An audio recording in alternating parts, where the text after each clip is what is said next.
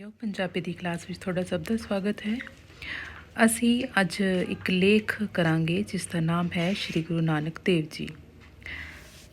कोई भी लेख लिखण तो पहला जिवें मैं कल दसिया सी कि तुसीं उसनूं एक मुहावरे दे नाल, किसी तुक दे नाल जां किसी अखौत दे नाल या किसी भी कोटेशन दे नाल उसनूं स्टार्ट कर सकते हो। तो इत्थे भी असीं जिद्दां देख रहे हैं कि गुरु नानक देव जी का जो ऐसे है उसनूं शुरू करन तो पहला गुरबाणी दीआं कुछ तुकां हन जो लिखियां गईयां हन, जिस दे विच लिखिया है कि सतगुरु नानक प्रगटिया मिट्टी धुंध जग चानण हुआ, जो कर सूरज निकलिया तारे छपे अंधेर पलोआ। ਇਹਦੇ ਵਿੱਚ गुरु नानक देव जी के जन्म की गल की गई है कि जदों गुरु नानक देव जी का प्रकाश होया, मतलब उन्होंने जन्म होया तो जो धुंध सी सारे पासे, मतलब जो हनेर सी वो सारा खत्म हो गया तो सारे पासे ज्ञान का चानण फैल गया। तो इउं लग्या जिवें कि सूरज निकलिया होवे। उन्होंने जो तेज प्रकाश सी, उन्होंने जो जन्म का प्रकाश सी इस तरह इन्ना तेज सी कि जिवें सूरज निकलिया होवे ते सारे जो तारे हैं वो छुप गए होण ते अंधेर खत्म हो गया होवे।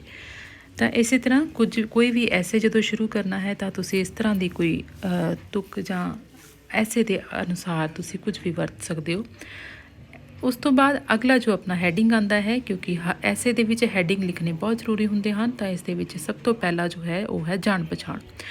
तो ये तुसी देखो कि जान पछाण दे विच की लिखांगे असी कि श्री गुरु नानक देव जी सिख धर्म के मोढी हैं। आप दा धर्म सरब साझा सी, जिस करके आप हिंदुओं के गुरु ते मुसलमानों के पीर रखवाए।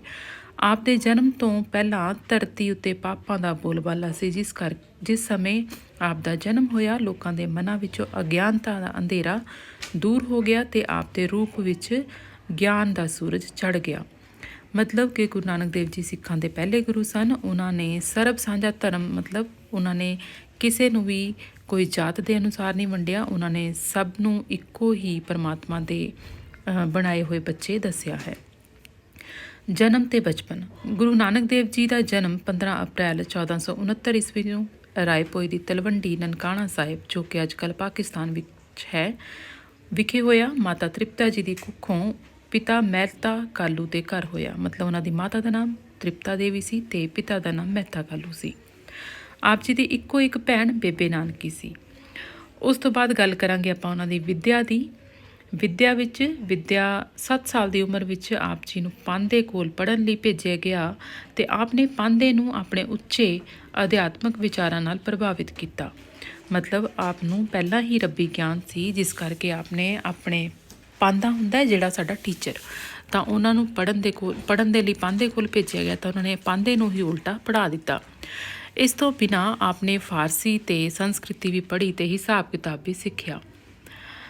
ये हो गई उन्होंने विद्या। उस तो बाद विआह की गल करिए तो आपके पिता जी ने आपका विआह बीबी सुलखणी नाल कर दिता। आपके घर 2 पुत्र बाबा श्री चंद ते बाबा लक्ष्मी चंद पैदा होए। वैसे लक्ष्मी दास है, पर आपका मन दुनियावी कामां विच ना लग्या। उन्होंने 2 पुत्र सन, पर फिर भी उन्होंने मन जो सी दुनियावी कामां दे विच नहीं लगता सी। अगला जो हैडिंग है वो है सच्चा सौदा। आप दे पिता जी ने आपनों 20 रुपए दे के सच्चा सौदा करने लई भेजिया, पर आपनों राह विच भुखे साधु मिले तो उन्होंने भोजन छका के खाली हथ घर परत आए। घर परतन उत्ते पिता जी आप नाल बहुत नाराज़ होए। तो मतलब उन्होंने जो पूछया कि उन्होंने असल में पूछया सी कि तू 20 रुपया का की किया, तो उन्होंने कहा कि पिता जी तुसीं मैनूं सच्चा सौदा करने लई भेजिया सी, तो जो भुखे साधु मिले मैं उन्होंने भोजन छका दिता, मैनू इस दे नालों होर कोई सच्चा सौदा नहीं लग्या।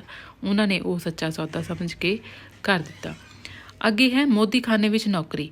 जदों आपदा मन संसारिक कामां विच ना लग्या तो आपनूं भैन नानकी, मतलब उन्हां दी जो भैन नानकी सी वो सुल्तानपुर विखे विआही हुई सी।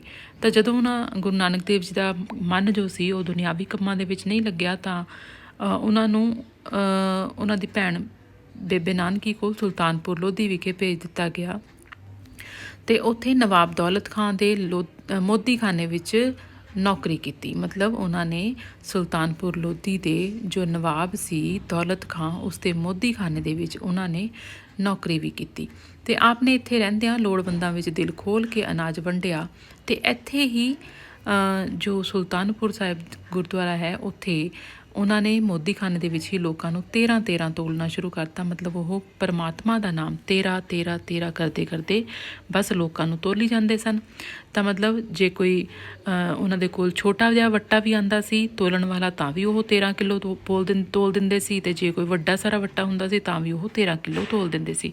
ਤਾਂ ਇਸ ਦੀ ਵੈਸੇ ਇੱਕ ਵਾਰ ਉਹਨਾਂ ਨੂੰ ਸ਼ਿਕਾਇਤ ਵੀ ਕਰ ਦਿੱਤੀ ਗਈ ਉਹਨਾਂ ਦੀ ਕਿ ਇਹ ਤਾਂ ਲੋਕਾਂ ਨੂੰ ਐਵੇਂ ਹੀ ਅਨਾਜ ਵੰਡੀ ਜਾਂਦੇ ਨੇ। ਪਰ ਜਦੋਂ ਅਨਾਜ ਦਾ ਹਿਸਾਬ ਕਿਤਾਬ ਕੀਤਾ ਗਿਆ ਤਾਂ ਅਨਾਜ ਦਾ ਜਿਹੜਾ ਹਿਸਾਬ ਕਿਤਾਬ ਸੀ ਬਿਲਕੁਲ ਪੂਰਾ ਨਿਕਲਿਆ ਅਤੇ ਸਗੋਂ ਵਾਧਾ ਹੀ ਸੀ। ਤਾਂ ਇਸ ਕਰਕੇ ਫਿਰ ਉਸ ਨੂੰ ਗੁਰੂ ਨਾਨਕ ਦੇਵ ਜੀ ਨੂੰ ਇਸ ਕਰਕੇ ਛੱਡ ਦਿੱਤਾ ਗਿਆ। ਉਸ ਤੋਂ ਬਾਅਦ ਜੋ ਅਗਲੀ ਘਟਨਾ ਹੈ ਕਿ ਵੇਈ ਨਦੀ ਵਿੱਚ ਇਸ਼ਨਾਨ ਕਰਨਾ। ਸੁਲਤਾਨਪੁਰ ਰਹਿੰਦਿਆਂ ਹੋਇਆਂ ਇੱਕ ਦਿਨ ਆਪ ਵੇਈ ਨਦੀ ਵਿੱਚ ਇਸ਼ਨਾਨ ਕਰਨ ਗਏ ਅਤੇ 3 ਦਿਨ ਅਲੋਪ ਰਹੇ। ਅਤੇ ਲੋਕ ਇਹ ਵੇਖ ਕੇ ਬੜੇ ਹੈਰਾਨ ਹੋਏ ਕਿ ਜਦੋਂ ਆਪ ਬਾਹਰ ਨਿਕਲੇ ਤਾਂ ਆਪ ਨੂੰ ਗਿਆਨ ਹੋ ਚੁੱਕਾ ਸੀ। ਮਤਲਬ ਉਹਨਾਂ ਨੇ 3 ਦਿਨ ਉਹੀ ਵੇਈ ਨਦੀ ਦੇ ਵਿੱਚ ਬਿਲਕੁਲ ਇਸ਼ਨਾਨ ਕਰਨ ਦੇ ਲਈ ਗਏ ਤਾਂ ਉੱਥੇ ਹੀ ਅਲੋਪ ਹੋ ਗਏ, ਮਤਲਬ ਉਸੇ ਦੇ ਵਿੱਚ ਹੀ ਰਹੇ। ਤਾਂ ਜਦੋਂ ਉਹ ਬਾਹਰ ਨਿਕਲੇ ਸੀ ਤਾਂ ਉਹਨਾਂ ਨੂੰ ਰੱਬੀ ਗਿਆਨ ਜੋ ਸੀ ਉਹ ਹੋ ਚੁੱਕਿਆ ਸੀ। ਤਾਂ ਇਸ ਤਰ੍ਹਾਂ ਉਹਨਾਂ ਨੂੰ ਰੱਬੀ ਗਿਆਨ ਪ੍ਰਾਪਤ ਹੋਇਆ। ਉਸ ਤੋਂ ਬਾਅਦ ਉਹਨਾਂ ਨੇ ਲੋਕਾਂ ਨੂੰ ਤਾਰਨ ਦੇ ਲਈ, ਮਤਲਬ ਲੋਕਾਂ ਦੇ ਵਿੱਚ ਉਹ ਗਿਆਨ ਵੰਡਣ ਦੇ ਲਈ ਆਪਣੀਆਂ 4 ਉਦਾਸੀਆਂ ਕੀਤੀਆਂ। 4 ਉਦਾਸੀਆਂ ਦੇ ਵਿੱਚ ਆਪ ਨੇ ਪੂਰਬ, ਪੱਛਮ, ਉੱਤਰ ਅਤੇ ਦੱਖਣ ਵਿੱਚ 4 ਉਦਾਸੀਆਂ ਕੀਤੀਆਂ। ਆਪ ਅਨੇਕਾਂ ਸੂਫੀ ਫਕੀਰਾਂ, ਸੰਤਾਂ, ਕਾਜ਼ੀਆਂ ਅਤੇ ਪੰਡਤਾਂ ਨੂੰ ਵੀ ਮਿਲੇ ਅਤੇ ਉਹਨਾਂ ਨੂੰ ਆਪਣੇ ਵਿਚਾਰ ਦੱਸ ਕੇ ਸਿੱਧੇ ਰਾਹ ਪਾਇਆ। ਇਹਨਾਂ ਉਦਾਸੀਆਂ ਦੌਰਾਨ ਆਪ ਨੇ ਸੱਜਣ ਠੱਗ, ਵਲੀ ਕੰਧਾਰੀ, ਮਲਿਕ ਭਾਗੋ ਵਰਗੇ ਕੁਰਾਹੀਆਂ ਨੂੰ ਵੀ ਰਾਹੇ ਪਾਇਆ। ਮਤਲਬ ਜਦੋਂ ਉਹਨਾਂ ਨੇ ਉਦਾਸੀਆਂ ਕੀਤੀਆਂ ਤਾਂ ਉਹਨਾਂ ਨੂੰ ਰਸਤੇ ਵਿੱਚ ਹਰ ਥਾਂ ਦੇ ਉੱਤੇ ਬਹੁਤ ਸਾਰੇ ਲੋਕ ਮਿਲੇ।